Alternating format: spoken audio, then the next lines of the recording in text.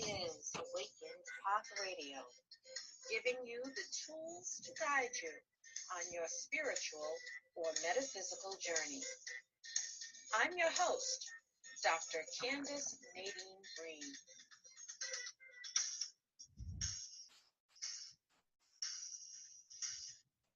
Welcome to Thought Thursday here on Awakened Path Radio. As always, you can keep up to date on everything Awakened Path Radio by visiting www.awakenedpathonline.com. Again, that's www.awakenedpathonline.com. Now on to today's show. Today we have with us Cathryn McIntyre, who's an indie author, and her latest book is called The ThoreauWhisperer. Welcome to our show again today, Cathryn. Thanks very much, Reverend Candace. It's a pleasure. It's always good to have you back. Now, excuse us. Tell us about your book, The ThoreauWhisperer. What's it about? It's a memoir about my experience channeling the spirit of author Henry David Thoreau. I've lived in the Concord area many years, and I've written 2 books now about my experiences living here as somebody with a psychic ability. And this latest one, that was it was quite the experience, but that was what. I think that was the ultimate, that was the reason I moved here, was to have the experience of connecting to Thoreau. And so that's what that book is about. Now, how did you first make contact with him, with David Thoreau? Well, it's interesting because I think about, when did this first begin?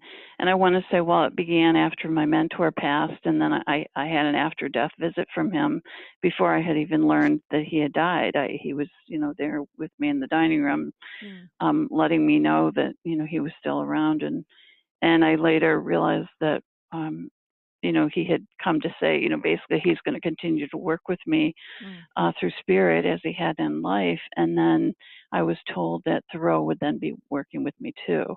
And in fact, he did, begin to communicate with me later in the fall. This was back in 2006. But when I thought about it, as the experience progressed, and there was a lot of, I had to accept that this was really happening, because I had always been a really reluctant psychic, and my mother was very reluctant about her own abilities, so she kind of taught me to dismiss it the way she had learned to dismiss. So, if something happened, you're dreaming, you're, whatever. So I was always in this mode of, I'm making it up. This isn't real.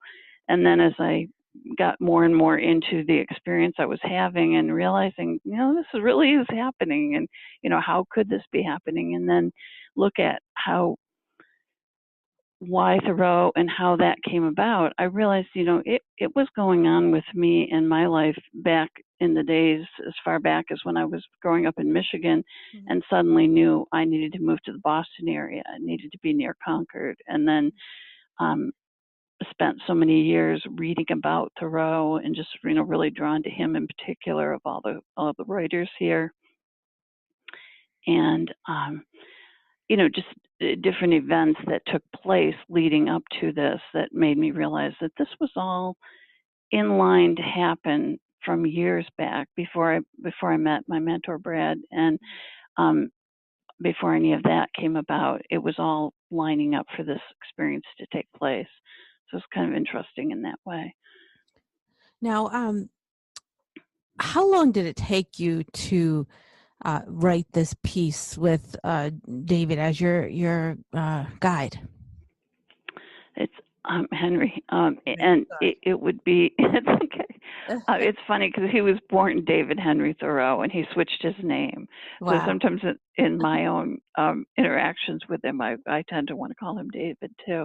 But anyways, it took place from when Brad first passed, which was January 2006, and I had that visit with him, and then I was told, get ready because in the fall Thoreau was going to start working with me.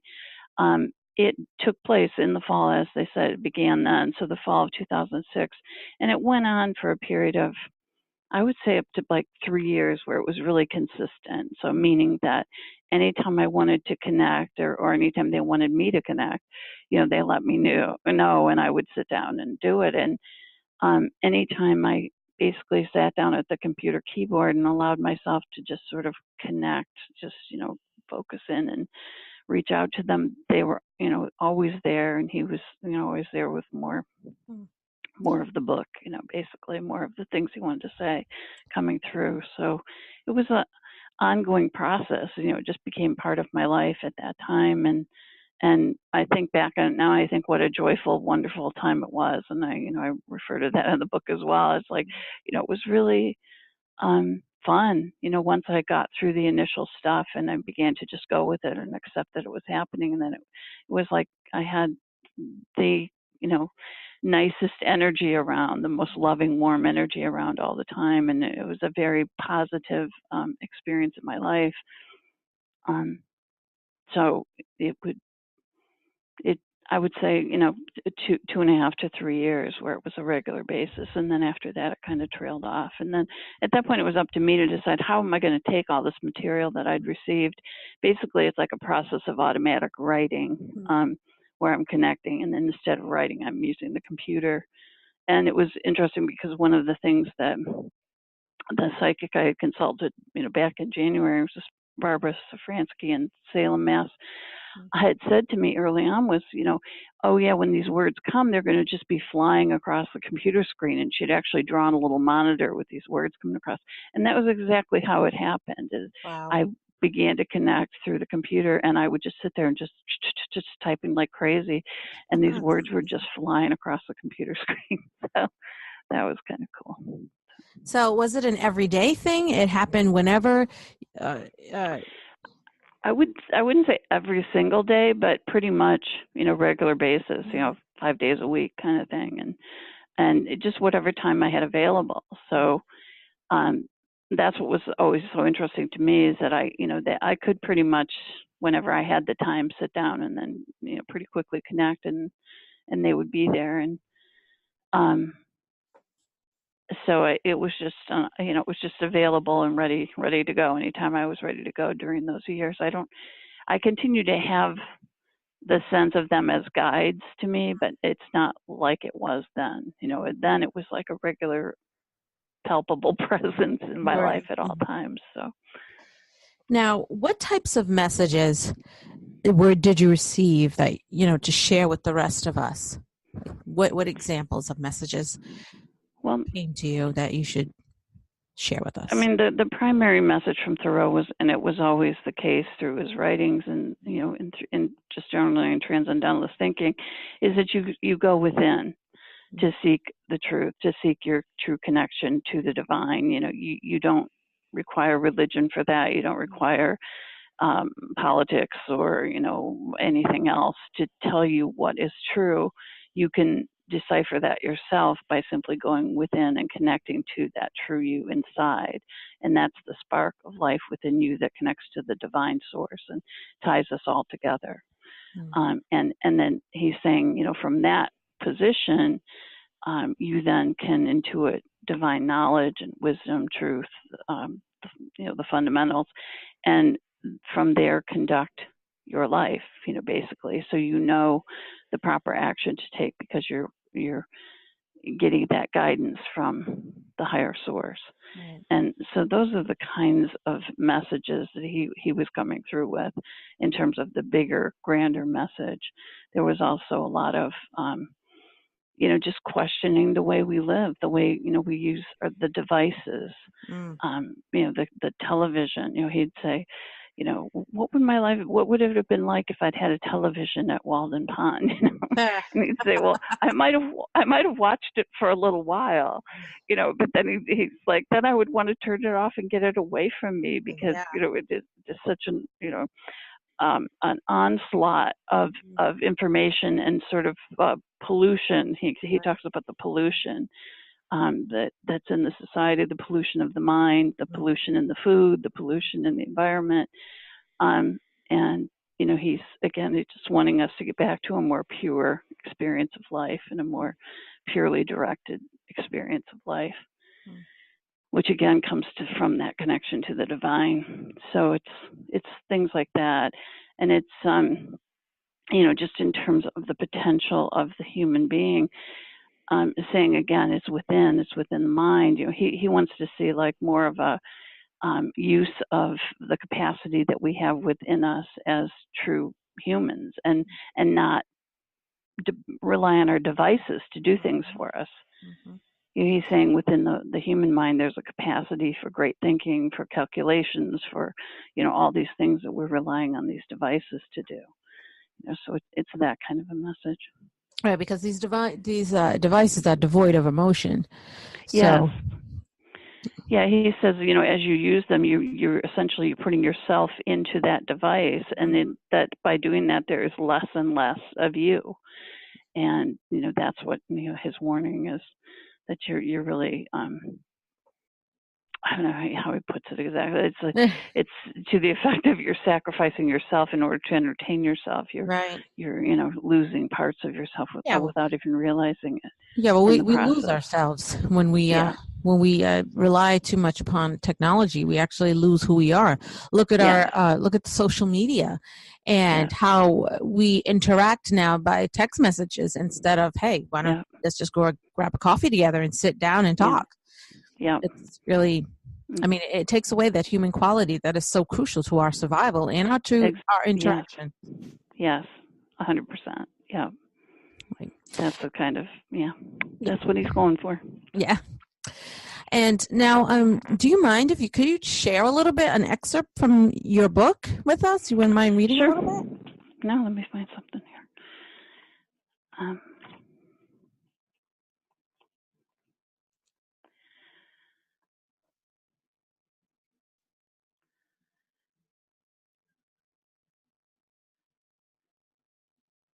Okay, let me just read this little passage on truth here. I just happened to open to this. It has always been the responsibility of the individual to seek out truth for themselves. If you believe something is true simply because it is told to you, then you are bound to find that you do not have truth at all.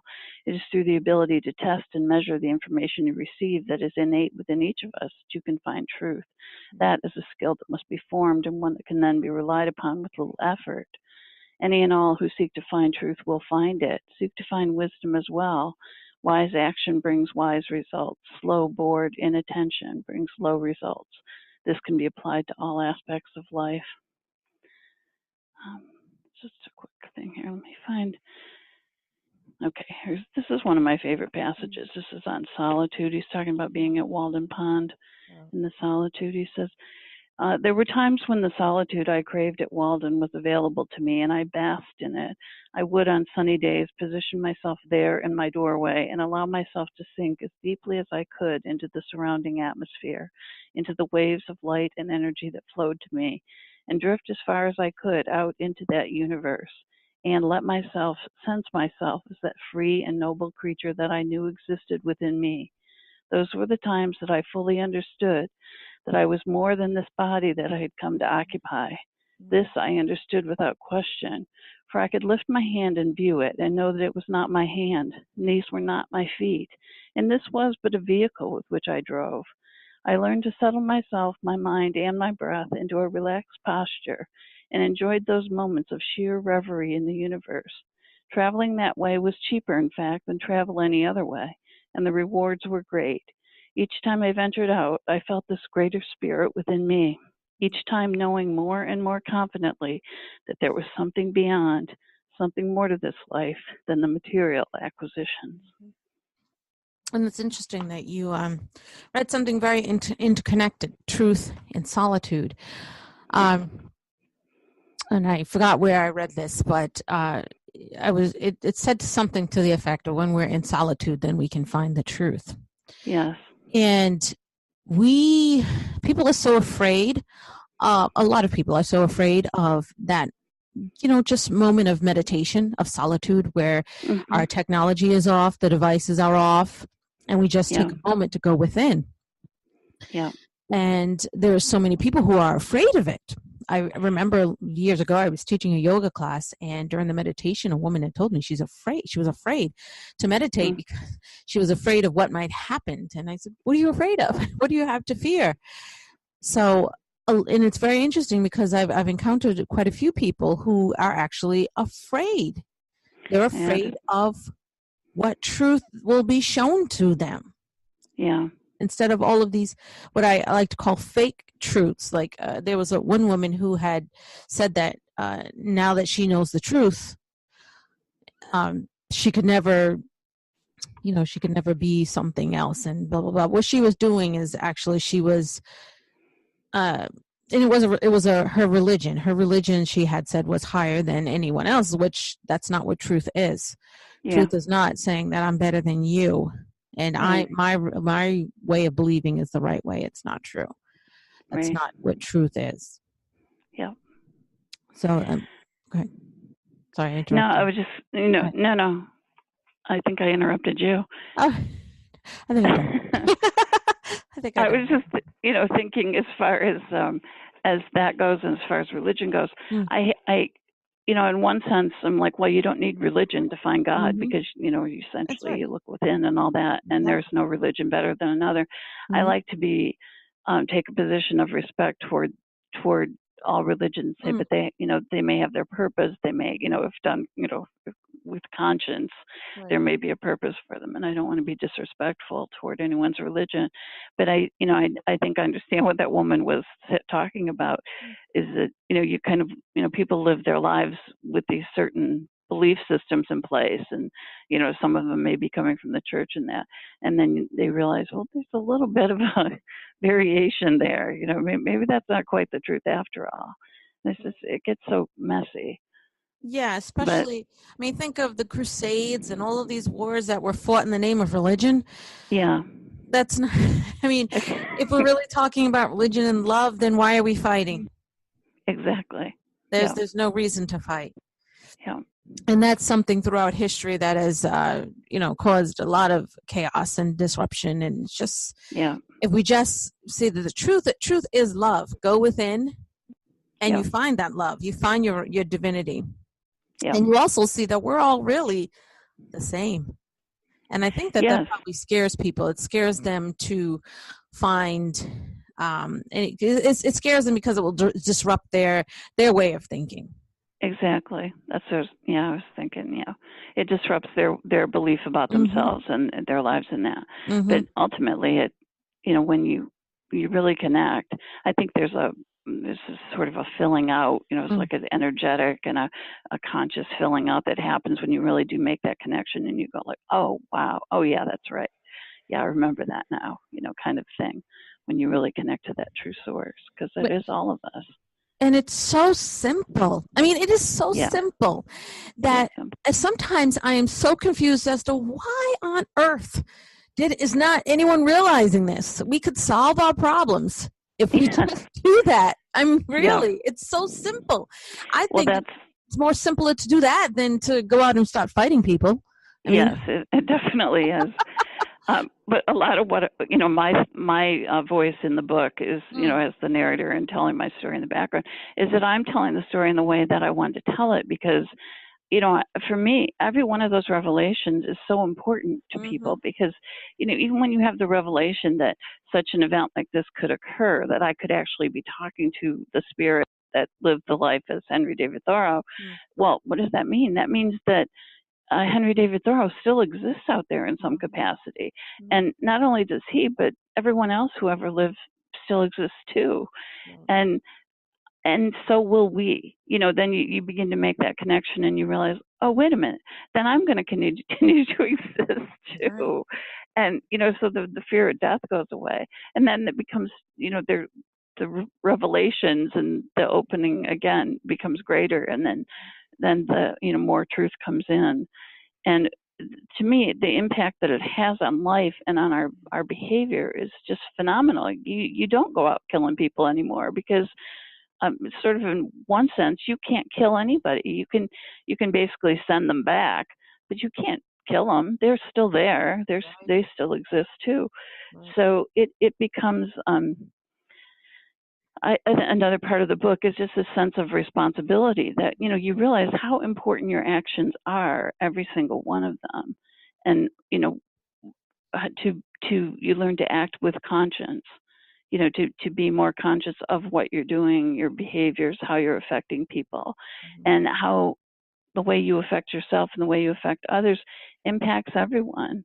I mean, that was one of the messages in the book as well, that I was surprised when I first heard, was a sense of that, even if I'm at home having a bad day, I'm pulling down everyone collectively, so it's a lot better. Even if I'm sitting alone, I'm still having an impact.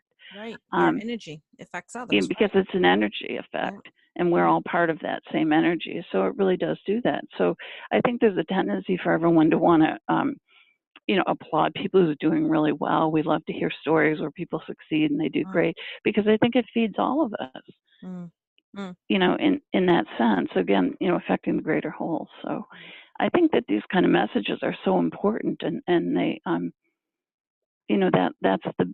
that's some of the stuff that you get when you really do make that connection, and you realize how important you are as an individual, and how important everyone is, and that we're all here for the purpose to learn, yes, but also to advance the general knowledge, to advance knowledge on a wider scale in whatever way we can do it. And, we each have a different way of doing that. Right. So different interests, different. And some of the our elders, those are in spirit, have messages to help us, to guide us along our way.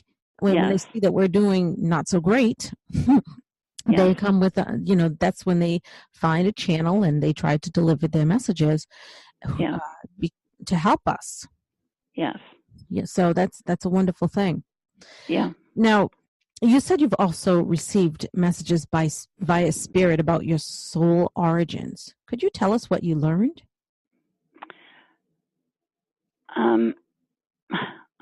Did I say that? I must have said that somewhere. Yes. I mean, obviously I've learned a lot about myself and my own, sense of connection to things. I have how shall I put this? I have, in my history, have had the experience of contact with what I call extraterrestrial, alien, that influence. And part of what I've learned as I've gone along is that there is consciousness throughout the universe. And I wonder, in terms of soul origins, I begin to wonder sometimes what parts of me came from that, came from other than like what we commonly think of like an earth environment, and that everything circles, and evolves around the earth, and even, the world beyond, or the other side seems to always be referenced toward the earth. And I'm saying, think in a wider context, if there are other worlds with life out there, which I suspect there are, then that same divine source would be the divine for that world as well, in my thinking and my experience and belief. So it becomes a wider picture. So when you begin to ask about soul origins, I'm like, well, I've had information indicating that I've had lives in that capacity as well. So in a non-earth environment, let's say. So it I don't have all the answers to this, but I'm just saying, that's just one aspect of it. So, as information comes in, I've had, have received information on past lives and different things. And it just really makes you realize that we are not strictly this personality. That is so we're, true. having this one life. We are all evolving spirits with greater connections than we could ever imagine. And I think when you think of that, it's frees us up a little bit, and maybe we don't get so bogged down in, just whatever the facts are of this current incarnation, whatever just we're doing today, or whatever the things are that are bugging us. Maybe they don't bug us as much when we realize, we're just here for this time. Right, and it supports the idea that we are spirits. And that our physical form is just an illusion. Yeah. Because when this physical form expires, our spirit goes on to another form. Spirit goes on, yes. Right, and it depends on what we've done, whether or not we graduate or we stay here and take another human form Yeah. until we learn the lesson that we've Yeah. come to learn. Yeah. There's a great series on Gaia TV by the host is Eric von Duncan. I'm probably mispronouncing his last name, Daken, something like that. And he Okay. talks about origins from extraterrestrials, and how they come to teach, and they're much more advanced than we are. And they live many, many light years away, but they're so advanced that they're able to they too are coming here to teach us, and they've been teaching forever. They've helped the Egyptians with the pyramids and old things of that sort. So it's really very interesting once you sit down and you think about it, and when you come to realize that we are more than what we appear to be. Just this physical body. We are much, much more. Some of us have lived hundreds of thousands of lives, and we're all in trying to graduate up to get as close as we can to the divine source. But we have lessons to learn in order to get back to the divine source. I would agree with that. I would say, and like missions to accomplish kind of thing as well. Right. Now, if you had to choose one message from Thoreau that would help raise the vibration of the planet, what would that message be? That's a tough question. Well, I mean, I think the answer is what we just talked about is just and what was, if people go back to his work now, read Walden again, read some of his essays and look at what he's really saying. It is that go within message. So, his greatest message is, we are spirit. We are evolving spirit. We are the divine that is within you. Go within, connect. And once you do, it changes everything. It changed everything for him. I mean, that's why he didn't care about the material things. That's why, he could live simply and have a greater experience of life, because he understood that he was an evolving spirit and that, he would live on after this life. So he was very concerned with consciousness, conscious awareness of our actions, and as I said, all of that was primary for him, and it's throughout his work. So, he came to me early on. One of the first messages was, to remind everyone that all they need are their own eyes and their own minds, to read and comprehend his work. Now, so he gets as tired as I do with the academic world and the approach, what they have done to him over the years, which is, really to, inspire some people, but terrify many others and get them to turn away from his work, because of their inability to understand it themselves or adequately present it to their students. So, he wants everyone to go back and just take a look at this, what he's left there. And people who are on a real spiritual path and are already kind of awakened to that, they're going to find it a lot easier to read his work now than they did, when they were in high school or college and trying to read it. Because his message is essentially that. He's talking about, he's not an anarchist, which is funny. At one point he's like, why would I call for anarchy? He's not calling for anarchy. No. He's calling for consciousness. He wants a conscious government, a government with a conscience that acts from that divine place, that place of divine connection. That's the kind of government he wants. Yeah, wouldn't that be great if we had one that actually has conscious? That would be great. Yes, I would. That's the kind of thing that he's calling for in civil disobedience. He doesn't want everyone to just go out and get crazy. He wants people to wake up. And it's so interesting because once you are awake and you realize that everything around you is an illusion, you let go of attachments.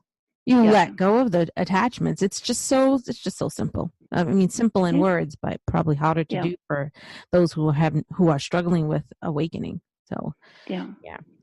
Now, do you have any other upcoming projects, publications, etc., that you would like to share with our listeners today? Well, I may be sort of, some of this stuff is in the works. They need to refer to my website, which is thecOncordWriter.com, for updated events and that. I may be giving a talk at the New Visitor Center at Walden Pond, which would be really exciting and a kind of a big deal.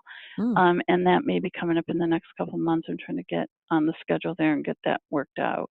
So that's my next big, talk event. But otherwise, I'm just doing various radio shows and that, and the updates are always on the website.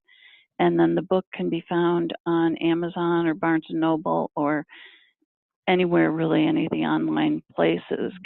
It's either up there, or I would think it's on most of them. It's on Kobo. It's kind of all over the place there. And then any bookstore can order it. And it is out on ebook now. So if anyone's into ebooks. Yes, I actually downloaded it. So yeah. Oh, good. Yeah, I downloaded it. I'm really excited. Yeah. And your website? Oh, go ahead. Nope, go ahead. The website is theconcordwriter.com, and I am active on Twitter.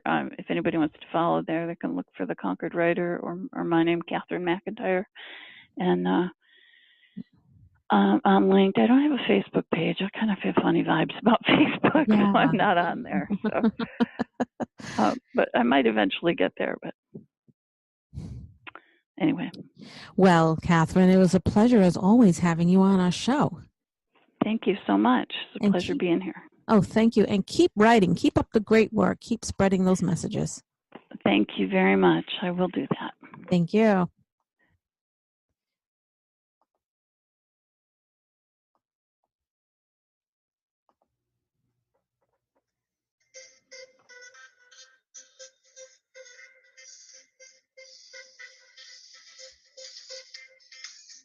Thank you for joining us on Awakened Path Radio. Please check us out at www.awakenedpathonline.com. I'm your host, Dr. Candace Nadine Green, and you are listening to Awakened Path Radio, giving you tools to guide you on your spiritual or metaphysical journey. Namaste and let it be.